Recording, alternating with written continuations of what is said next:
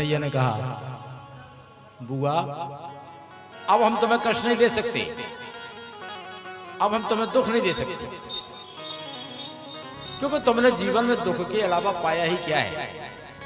दुख के अलावा तुमने पाया ही क्या है? अब हम तुम्हें दुख नहीं दे सकते। कुंती ने कहा, कन्हैया अगर दुख नहीं दे सकते तो एक काम कर दो, अगर दुख हमें नहीं दे सकते तो एक काम कर दो, इस संसार के प्रति जो ममता की डोर लगी है, संसार के प्रति जो ममता की डोर लगी है, स्नेह की डोर लगी है, ये ममता की डोरी को तोड़ दो कन्हैया। हाँ भाई, संसार के प्रति जो ममता की डोर है, ये जो ममता की डोर है संसार के प्रति, मेरा घर, मेरा मकान, मेरी पत्नी, मेरा घर, मेरा बेटा, मेरा नाती, मेरी बहू, संसार के प्रति जो डोर लगी है, इस डोर को तोड़ दो। क्योंकि एक बात है ना, हम जिसको अपना मानते हैं उसके लिए हम समय देते हैं, और जिसको अपना नहीं मानते हैं उसके लिए समय क्यों देंगे? भाई हम संसार के लोगों को अपना मानते हैं, तो जिन्हें अपना मानते हैं उनके लिए समय देंगे। भगवान को हम अपना मानते ही नहीं हैं, हम संसार की तरफ मुंह किए हैं, भगवान की तरफ पीठ किए हैं। भगवान कहते हैं कि बेटा अगर तुम एक बार संसार की तरफ पीठ कर लो, हमारी तरफ मुंह कर लो, तो जन्म जन्मांतर में तुम जितने पाप कर नहीं सकते उतने हम तुम्हारे क्षमा करने की क्षमता रखते हैं। जय हो। लेकिन कब? सन्मुख होए, सन्मुख होए जीव मोहि जबहि, तो जन्म कोटि अघनाश तबहि। सन्मुख होए जीव मोहि जबहि, जन्म कोटि अघनाश तबहि। भाई समस्या क्या है ना, कि हम संसार के लोगों को अपना मानते हैं, भगवान को अपना मानते नहीं। हम जिसको अपना मानेंगे उसी के लिए तो समय देंगे। परमात्मा को हम अपना मानते ही नहीं है तो उसके लिए समय कहां से देंगे? जितना समय है सब घर परिवार के लिए, नाती पंथियों के लिए, लड़का बहू के लिए, सबके लिए, लेकिन उसके लिए नहीं है। हमें यह पता है कि उसके पास जाना है, भाई हम परमात्मा को अपना मानते नहीं हैं, इसलिए हमें उससे कोई मतलब नहीं। हम अपना मानते हैं केवल रुपयों को, 500 का नोट, 2000 का गुलाबी वाला, इनको हम अपना मानते हैं। परमात्मा से तो कोई लेना ही देना नहीं। आप एक ध्यान करो, आप माला लेके बैठ जाओ तो भगवान का भजन होगा ही नहीं। कहीं नाती की याद आएगी, कहीं पत्नी की, कहीं घर की, कहीं ट्रैक्टर की, कहीं पंचर सुधरना है, ऐसा होना है, वैसा होना। माला लेके बैठ जाओ, भजन होगा ही नहीं। हाँ, और अगर नोटों की गड्डी लेके बैठ जाओ तो आप रात भर गिनोगे, नींद नहीं आएगी। कहो सेठ जी, सही है भाई? रुपयों को हम अपना मानते हैं तो उसके लिए समय है, रात भर जगते रहेंगे, गिनते रहेंगे, गांधी जी जी, गांधी जी, गांधी जी। भगवान को हम अपना मानते नहीं तो कहां से समय देंगे? भाई एक बात और है, कुंती का परमात्मा के प्रति अपनत्व का भाव है, मेरा कन्हैया है। आज रात में युधिष्ठिर जी को कन्हैया ने वही गीता का उपदेश दिया जो अर्जुन को दिया। रात भर बैठे बैठे युधिष्ठिर को समझाया, लेकिन युधिष्ठिर की समझ में नहीं आया। अगर सुनाने वाले के प्रति आदर भाव नहीं होगा ना, तो उसकी सुनाई हुई बात पे कोई गौर ही नहीं करेगा। सुनाने वाले के प्रति आदर भाव होना बहुत जरूरी है, नहीं तो उसकी बात पे कोई गौर ही नहीं करेगा। गीता में, गीता का उपदेश जो कृष्ण ने अर्जुन को दिया, वही उपदेश रात भर बैठकर युधिष्ठिर को सुनाया, लेकिन युधिष्ठिर की समझ में नहीं आया, क्योंकि युधिष्ठिर कन्हैया को छोटा भाई मानता और अर्जुन कन्हैया को गुरु मानता। इसलिए अर्जुन की समझ में आ गया और युधिष्ठिर की समझ में नहीं आया। तो मेरे कहने का भाव है कि बताने वाले के प्रति आदर भाव होना बहुत आवश्यक है, यही प्रयास करना चाहिए। कन्हैया ने सोचा कि युधिष्ठिर हमें छोटा भाई समझते हैं, इसलिए हमारी बात पे ध्यान ही नहीं करते। अगर हम यही बात किसी बड़े के मुख से कहलवा दें तो युधिष्ठिर की समझ में आ जाएगा। आज कन्हैया पांचों पांडवों को लेकर द्रौपदी को साथ में लेकर कहां पहुंचे?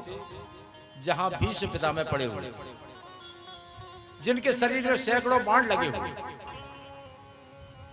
सारा शरीर विच्छेदित हो रहा है, शरीर से रक्त निकल रहा है, एक एक बूंद करके शरीर से रक्त निकल रहा है। जब भीष्म पितामह ने बाणों की सरसैया पर पड़े हैं, चारों तरफ से बाण लगे, भीष्म पितामह ने जब कन्हैया को पांडवों के बीच में आते देखा तो भीष्म पितामह की आंखों से आंसू आ गए। हाथ तो जोड़ नहीं सकते थे, आंखों से आंसू आके बोले, कन्हैया मेरी मृत्यु को सुधारने आ गए, तुम्हारा आगमन हो गया, मैं बड़ा पुण्य आत्मा हूं, बड़ा भाग्यवान हूं। कन्हैया ने कहा, पितामह प्रणाम, मैं प्रणाम करता हूं। आपके जो पौत्र हैं वो सभी भारत के राजा बन गए हैं, भारत के सम्राट बन गए हैं। आप अपने लंबे जीवन के अनुभव का उपदेश इनके लिए करिए। भीष्म पितामह बोले, कन्हैया अगर सम्मान देना कोई सीखे तो तुमसे सीखे, जब तुम इनके पास में खड़े हो तो मैं इन्हें क्या उपदेश करूंगा, लेकिन हाँ जब तुम कहते हो तो मैं अवश्य उपदेश करूंगा। भीष्म पितामह ने कहा, बेटा पांडवों, बड़ी प्रसन्नता की बात है कि तुम भारत के राजा बन गए हो, लेकिन दान धर्मान राज धर्मान मोक्ष धर्मान विभागसा।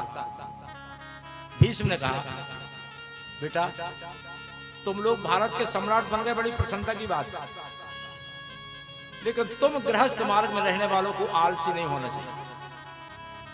गृहस्थ मार्ग में रहने वालों को आलसी नहीं होना चाहिए। ज्यादा से ज्यादा परिश्रम करके खूब धन कमाओ और उस धन से अपने परिवार का पालन पोषण करो, लेकिन जितना धन कमाओ उसका 10वां हिस्सा दान के लिए रखो, धार्मिक कार्य के लिए रखो। बड़ी सुंदर बात कहती भीष्म पितामह, तन पवित्र सेवा करें और धन पवित्र कर दान, और मन पवित्र हरि भजन से होत त्रिविध कल्याण। जिस तरह बंधु शरीर की शुद्धता स्नान करने से होती है, धन में पवित्रता आती है दान करने से। अगर अपने कमाए हुए धन में से दान नहीं किया, धर्म के काम में नहीं लगाया, तो उस धन में विकृति आ जाएगी, वो धन नुकसान करने लगेगा। इसलिए 10वां हिस्सा दान के लिए रखना चाहिए। तन पवित्र सेवा करें, धन पवित्र कर दान, और मन पवित्र हरि भजन से होत त्रिविध। दूसरी बात मैं ये कहना चाहता हूं कि अब तुम राजा हो गए हो, और राजा का पहला कर्तव्य है अपने प्राणों की बलि लगाकर भी प्रजा का हित करना। राजा को कभी पाप नहीं करना चाहिए, और पाप होते हुए आंखों से भी नहीं देखना चाहिए। अगर पाप हो रहा है उसमें अगर राजा में शक्ति है तो डटकर मुकाबला करो, या फिर आंखें बंद करके वहां से निकल जाओ। ये राजा का कर्तव्य होता है। आंखों के सामने पाप होते देखना महापाप। तो बंधुओं, जब भीष्म पितामह पांडवों से बात कर रहे थे, उसी समय पांडवों के बीच में खड़ी द्रौपदी को हंसी आ गई। और जब द्रौपदी को हंसी आई, भीष्म पितामह बोले, बेटी तुम क्यों हंसी? द्रौपदी घबरा गई। पितामह मुझे क्षमा कर दो, क्षमा कर दो, मेरी गलती होगी, मुझे क्षमा कर दो। भीष्म पितामह बोले, नहीं बेटी, जो कुलवंती नारियां होती हैं बिना कारण के हंसती नहीं। जो कुलवंती नारियां होती हैं, तुम्हें हंसी क्यों आई? इस कुंठा को लेके मैं मरना नहीं चाहता। बताओ बेटा तुम्हें हंसी क्यों आई? द्रौपदी बोली, महाराज आज तो आप बड़ा भारी ज्ञान का उपदेश कर रहे हैं कि आंखों के सामने पाप होते देखना महापाप। और अगर ऐसी बात है तो पितामह फिर आपने पाप क्यों किया? जब भरी सभा में दुष्ट दुशासन मुझे खींच कर लाया था, साड़ी खींचकर मुझे निर्वस्त्र करने का प्रयास किया जा रहा था, उस समय सभा में सबसे आगे आप बैठे थे और मैंने आपसे प्रश्न किया था कि महाराज, जब पांडव अपने आप को दांव पर हार चुके, कौरवों के दास बन गए, तो पांडवों को मुझे दांव पर लगाने का फिर अधिकार किसने दिया? दूसरी बात मैंने कहा था कि महाराज, एक रजस्वला स्त्री को खींचकर लाने का, सभा में खींचकर लाने का कहां का धर्म है?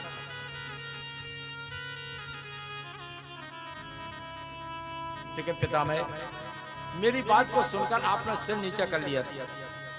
पितामह, आप जरा सा भी इशारा कर देते तो दुष्ट दुशासन की हिम्मत नहीं थी कि मेरी साड़ी को स्पर्श कर लिया, लेकिन आप सब सामने होते देखते रहे और आज कहते हो कि आंखों के सामने पाप होते देखना महापाप। तो फिर ये पाप आपने क्यों किया? वो तो मेरे गोविंद की कृपा थी, मेरे द्वारकाधीश की कृपा थी कि उसने मेरी लाज बचा ली, मेरी अपनी बहन की, क्योंकि कन्हैया ने तो कह दिया था।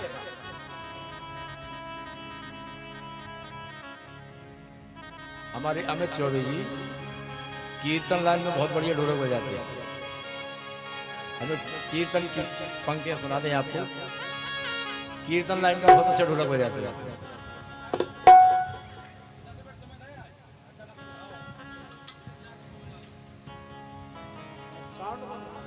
कीर्तन शैली का ढोलक सुने आप।